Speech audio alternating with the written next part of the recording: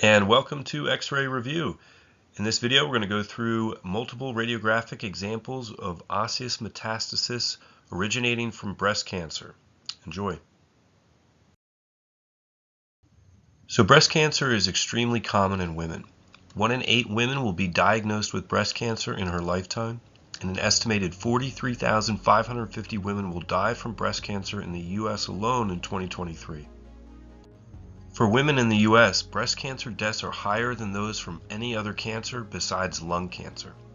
And at the time of diagnosis, approximately 65% of breast cancer patients have local stage breast cancer, 27% have regional stage, and 6% have distant or metastatic disease.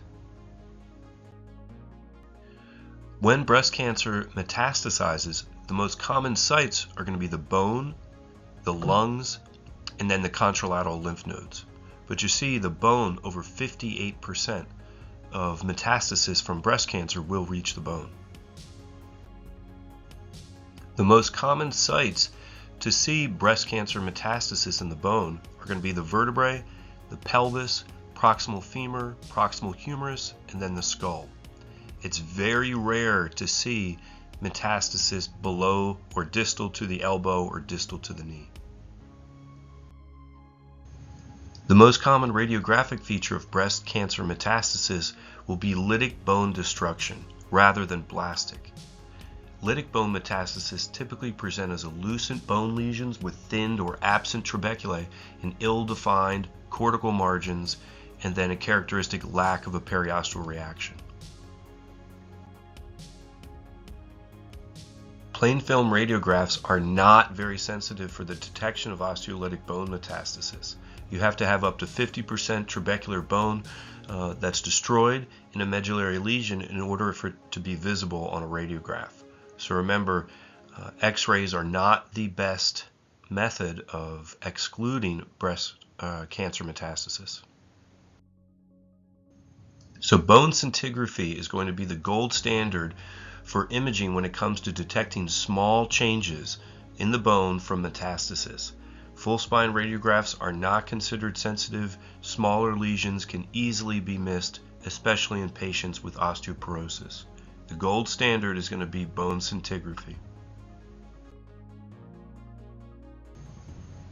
So let's look at multiple examples of osseous metastasis from breast cancer that will appear like lytic bone destruction on these X-rays. So let's begin with a frontal lumbopelvic view of a middle-aged female with a known history of breast cancer.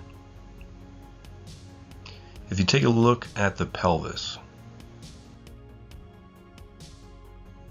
you should notice that there is a complete absence or lytic destruction of the left ischial tuberosity or inferior pubic rami, and this is due to lytic destruction from metastasis from breast cancer. Here's another example of a middle-aged female who presented with a known diagnosis of breast cancer, and take a close look at the pelvis again.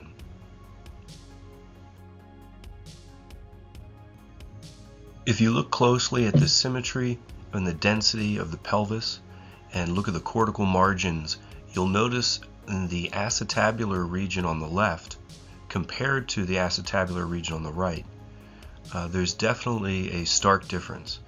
And this lytic destruction seen on the left side was the first presentation of osseous metastasis in this individual. Here's another example in the lumbar spine and pelvis. And while the quality of the image is not great, there should be something that stands out in the pelvic region again. And what you should notice is very well-defined cortices here on the left, looking at the pubic rami and the superior and inferior pubic rami obturator foramen. But on the right side, it's very indistinct. You can't really see where those cortical margins are, where they are not. And this patient ended up having osseous metastasis, which spread into these pubic rami. In this example, we have a middle-aged woman with multiple radiographic findings that are concerning, to include a pleural effusion in the lateral aspect of that left lower lung field. And then let's take a close look at the thoracic spine. If you note the shape of the thoracic vertebra, even without a lateral view, they're not very square. They're starting to look kind of squished out, compressed, and basically that's what we're looking at here are multiple compression fractures of the thoracic spine that can be seen even in the absence of that lateral view. Another clue, in the axillary soft tissues, there's a couple vascular clips which are likely due to a previous lymphectomy and removal from previous breast cancer. So that's always a sign in the absence of any clinical history.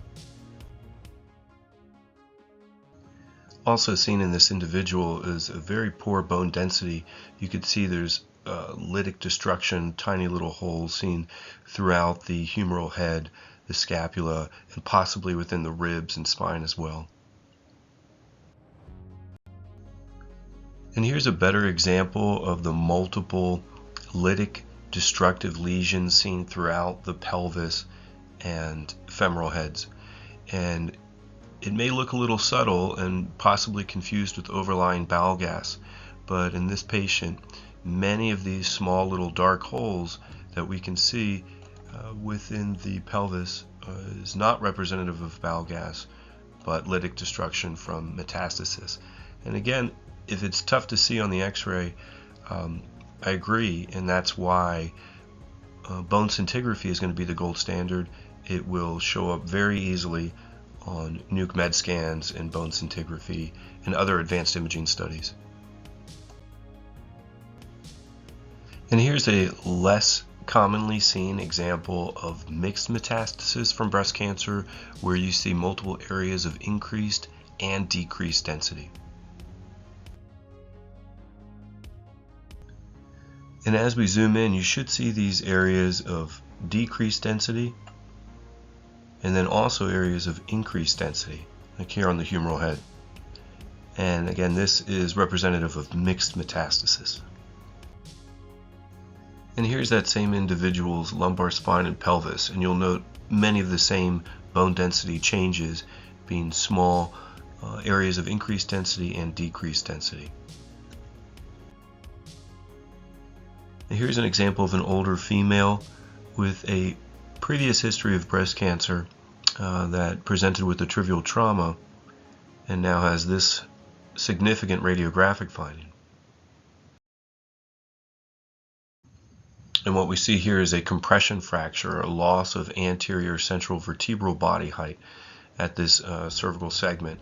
And this is one of the more common radiographic presentations of aggressive marrow pathology such as metastasis, is seeing a compression fracture with underlying marrow pathology.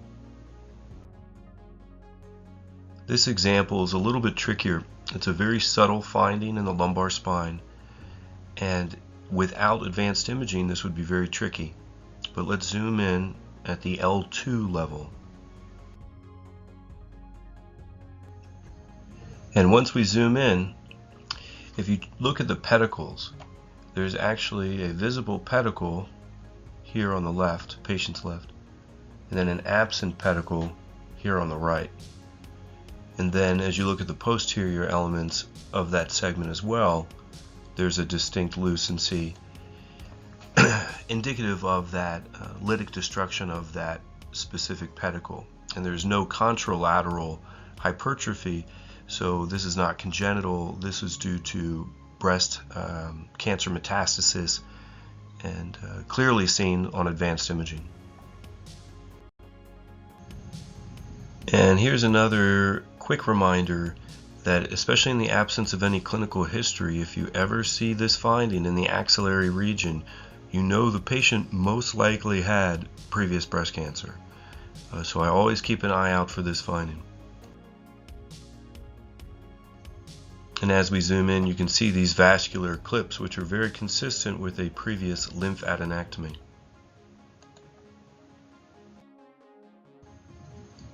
And here's another example of something you commonly see with a patient who previously had breast cancer.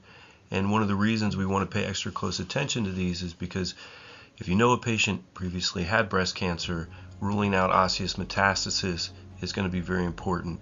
And again, even though x-rays aren't that sensitive, if you have that x-ray available, you do want to rule out that osseous metastasis. So what is that big round large circle?